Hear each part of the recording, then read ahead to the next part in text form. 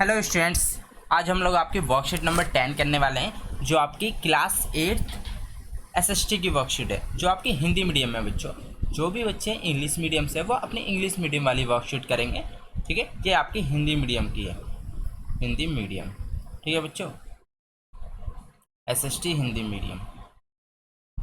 ठीक है, और क्लास 8 की देखो मेरा वर्कशीट कराने का तरीका थोड़ा अलग है। मैं आपको हैंड टू हैंड करवाता चलता हूँ जिससे आप लोग हैंड टू हैंड समझते चलें और इसे करते चलें। ठीक है, तो सभी बच्चे अपनी नोटबुक निकालेंगे। आप सबसे पहले लिखेंगे अपना सब्जेक्ट, आपका एसएसटी सामाजिक विज्ञान, फिर क्लास 8, वर्कशीट का नंबर लिखेंगे आप 10। ठीक है, फिर आप लोग डेट डालेंगे अपनी 25 अगस्त। ठीक है, फिर आप लोग यहाँ पे अपना नाम लिखेंगे, यहाँ पे अपने क्लास टीचर का नाम लिखेंगे, फिर यहाँ पे आप अपना टॉपिक लिखेंगे। ठीक है, टॉपिक लिखना बहुत ज़रूरी है क्योंकि देखो आप जब क्वेश्चन आंसर करते हो तो आपको पता होना चाहिए कि इस टॉपिक के, इस चैप्टर के ये क्वेश्चन आंसर मैंने किए हुए हैं और आप कल को भी रिवाइज करो तो आप लोगों को आइडिया हो। ठीक है, इसमें दिया गया कंपनी की फ़ौज। ठीक है, कंपनी की फ़ौज के बारे में जिक्र किया जा रहा है, जो हमारा एक चैप्टर चलता आ रहा है व्यापार से साम्राज्य तक, कि कैसे कैसे अंग्रेज हमारे देश में आए व्यापार करने के लिए और उन्होंने देश पे पूरा हमारे साम्राज्य पे कब्जा कर लिया।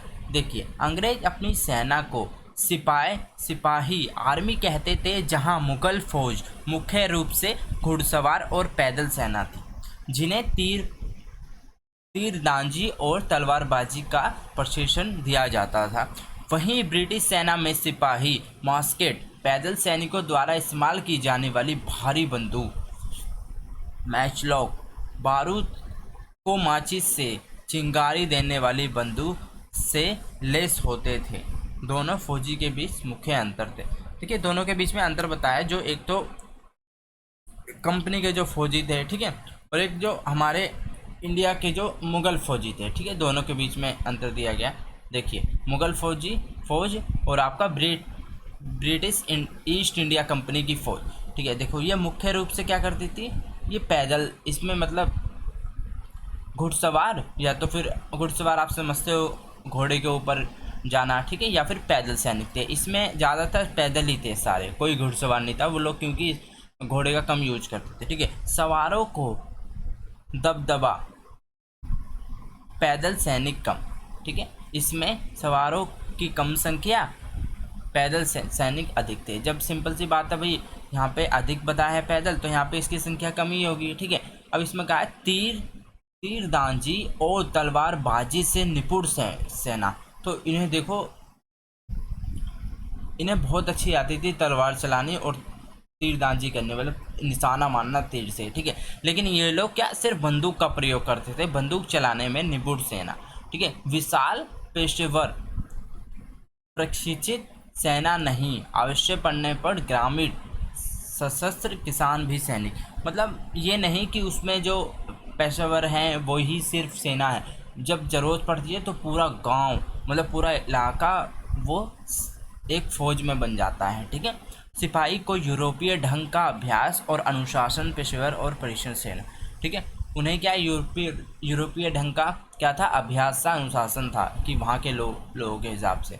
ठीक है, तो ये था इनके बीच में डिफरेंस। अब हम पढ़ेंगे इसमें क्या क्या दिया गया। अनुशासित और पेशेवर सिपाहियों की सेना खड़ी करने के चक्कर में अंग्रेज कई बार जाति और समुदाय की भावना को नज़रअंदाज कर देते थे, पर सिपाही किसी न किसी समुदाय के सदस्य तो थे ही। अपने जीवन और अपनी पहचान के एहसास में आने वाले बदलाव को सिपाही ने किस रूप में देखा, यह 1857 के विद्रोह में स्पष्ट झलकता है। व्यापार से साम्राज्य तक नामक इस पाठ के सारांश के रूप में हम कह सकते हैं कि ईस्ट इंडिया कंपनी एक व्यापारिक कंपनी से बढ़ते बढ़ते एक भौगोलिक उपनिवेशिक शक्ति बन गई थी। 19वीं सदी की शुरुआत में नई भाप तकनीक के आने से यह प्रक्रिया और तेज हुई। जब तक समुद्र मार्ग से भारत पहुंचने में 6 से 8 महीने का समय लगता था, अब केवल 3 हफ्तों में जहाज की यात्रा से भारत पहुंचा जा सकता था। ठीक है, देखिए यहाँ क्या क्या चीज़ दी गई है, एक कंपनी, ठीक है, शक्ति बन गई, नई भाप तकनीक। ठीक है, आपको देखो आपने देखा होगा जब ट्रेन का भी आविष्कार हुआ था तो वो भी एक भाप के द्वारा हुआ था। ऐसे ही यहाँ पे जो प्लेन का बताया गया है कि जब प्लेन की हुई थी तो वो सिर्फ 3 हफ्ते में कि कहाँ पहुँच जाते थे, भारत पहुँच जाते थे। अतः ज़्यादा से ज़्यादा अंग्रेज और उनके परिवार भारत जैसे दूर देश में आने लगे। 1857 तक भारतीय उपमहाद्वीप के 63% भूभाग और 78% आबादी पर कंपनी का सीधा शासन स्थापित हो चुका था देश के। मतलब देखो, 63% तो उन्होंने जगह ले ली थी और 78% लोगों को उन्होंने ले लिया था अपने अंडर।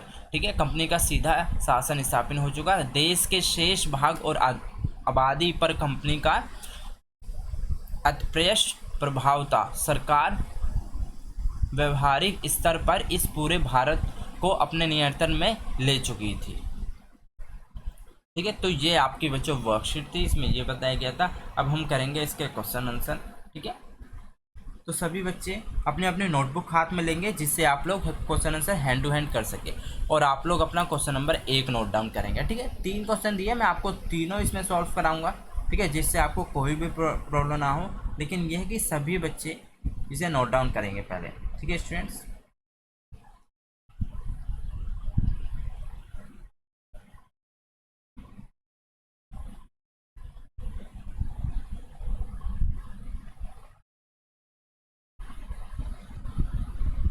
ठीक है। चलिए, पहले में आपका पूछा गया है कि मुगल फौज और British India east India company की फौज में कोई 2 अंतर लिखने हैं बच्चों। ठीक है, सिर्फ 2 अंतर लिखने हैं।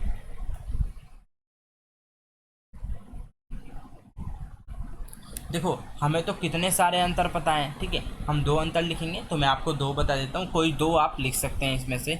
ठीक है,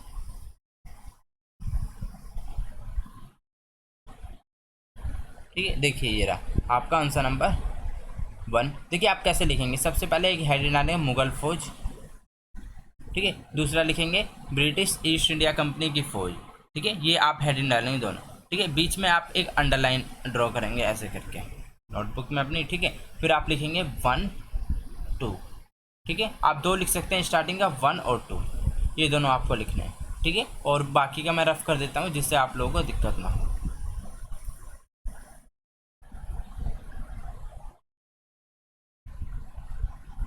ठीक है बच्चों, आपको शुरू के बस 2 लिखने हैं, ये वाले। ये आपका आंसर नंबर 1 हो जाएगा। ठीक है, चलिए,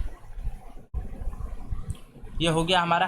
तो मैं भारतीय जनता सिपाही के रूप में कंपनी के लिए काम क्यों करती थी।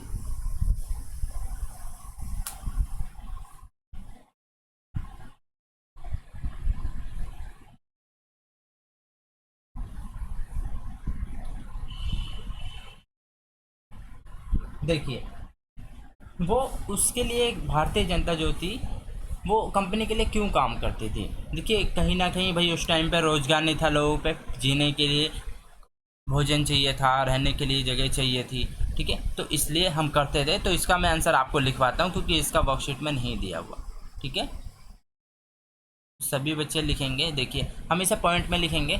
ठीक है, हम इसके 3 पॉइंट लिखेंगे। ठीक है, आंसर नंबर 2। ठीक है, पहला हम लिखेंगे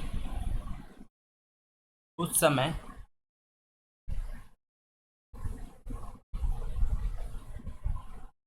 राष्ट्र और राष्ट्रवाद की भावना नहीं थी। एक तो ये थी कि राष्ट्रवाद और राष्ट्र, ठीक है, की भावना नहीं थी।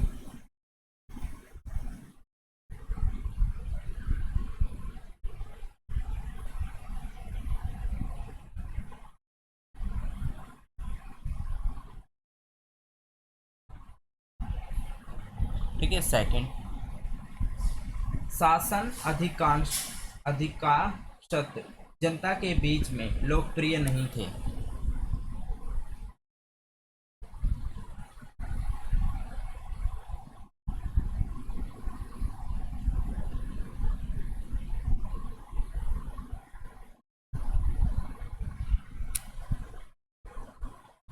जनता के बीच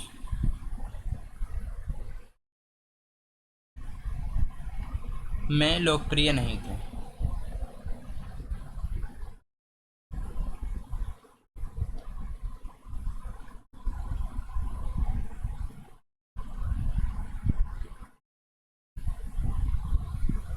ठीक है,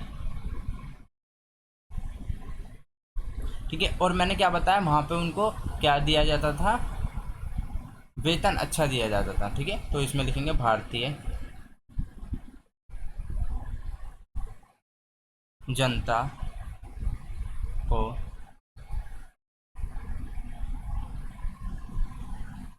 वेतन अधिक दिया जाता था,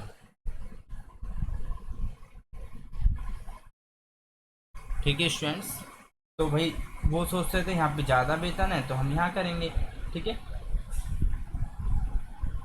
अब देखिए आपका हमारा हो गया आंसर नंबर 2, ठीक है। इसमें 3 पॉइंट बचे, बहुत हैं, ठीक है। अब चलते हैं आप लास्ट पे, मास्केट और मैचलाक क्या थे।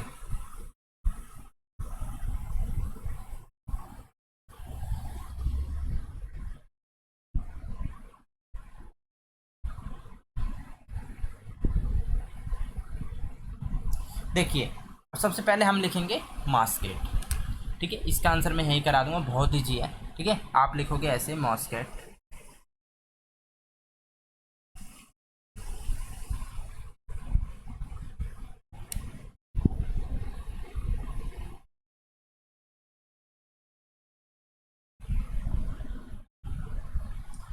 पैदल सैनिकों के द्वारा इस्तेमाल की जाने वाली भारी भारी बंदूक, ठीक है।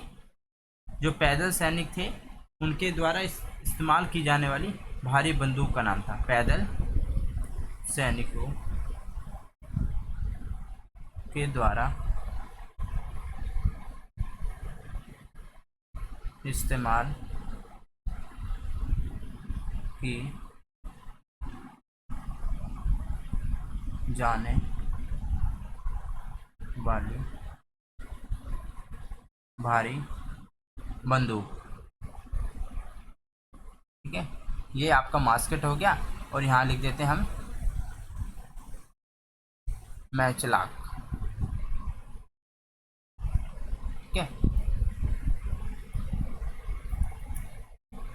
देखिए इसमें हम लोग देखेंगे कि ये लोग क्या करते थे, बारूद को माचिस से चिंगारी देने वाली, ठीक है।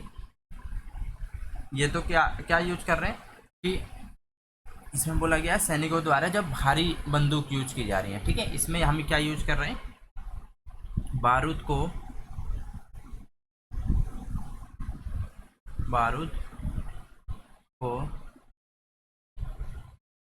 माचिस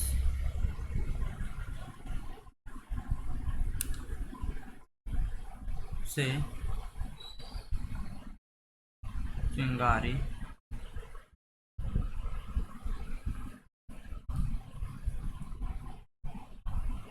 देने वाली